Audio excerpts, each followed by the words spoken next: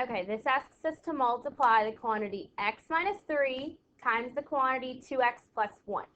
Multiplying binomials, two terms, so that means we need a generic rectangle. We have two terms by two terms, so we're going to make a 2 by 2 generic rectangle. We have x minus 3 times 2x plus 1, positive 1. Okay, x times 2x is 2x squared. Negative 3 times 2x is negative 6x. Negative 3 times positive 1 is negative 3. X times positive 1 is positive 1x, which is just x. Okay, now we have to simplify. So let's write it all out. As a sum, 2x squared plus x minus 6x minus 3. What can we combine? Well, we have a positive x here and a negative 6x. None of the other terms are alike. This has an x squared. This doesn't have any x's on it at all. So we just rewrite our 2x squared, combine our positive x with our negative 6x, we get minus 5x minus 3.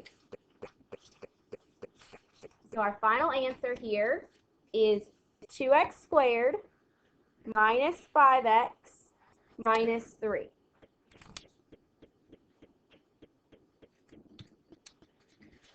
Okay, let's try another one. We have 2y minus 5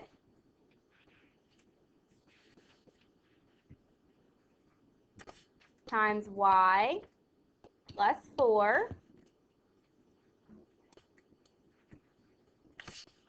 2y times y is 2y squared. Negative 5 times y is negative 5y.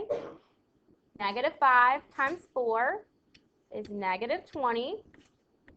4 times 2y is 8y. So then we just see what we can simplify. We have 2y squared plus 8y minus 5y minus 20. 2y squared, 8y minus 5y. Those are like terms. So we have plus 3y and then minus 20.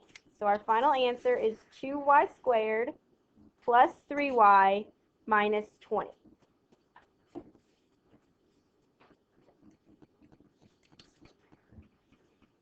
Okay, we need to solve these equations. These equations require distribution.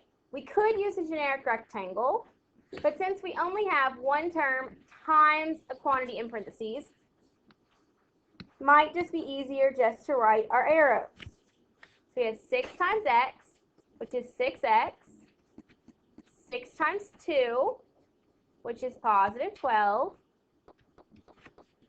And we need to distribute over here as well.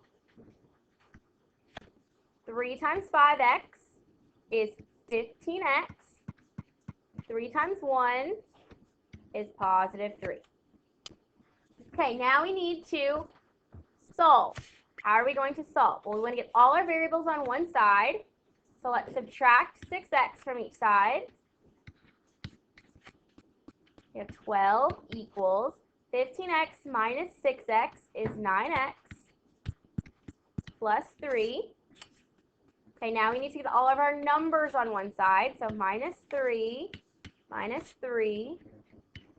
9x is equal to 9. 9x is really 9 times x. Very good. So to undo times, we divide. We're going to divide both sides by 9, and x equals 1. Very good. Okay, we need to do the same thing over here. We need to distribute. Again, you can use a generic rectangle, but if you only have one term times the quantity in parentheses, it's really not particularly necessary. So 8 times x is 8x. 8 times negative 2 is negative 16. 2 times 2 is 4. 2 times x is 2x, but it's really 2 times negative x, so it'd be negative 2x. We're going to get all of our variables on one side, so we're going to add 2x to each side. We have 10x minus 16 is equal to 4. Now we add 16 to each side. 10x is equal to 20. Divide both sides by 10. X equals 2.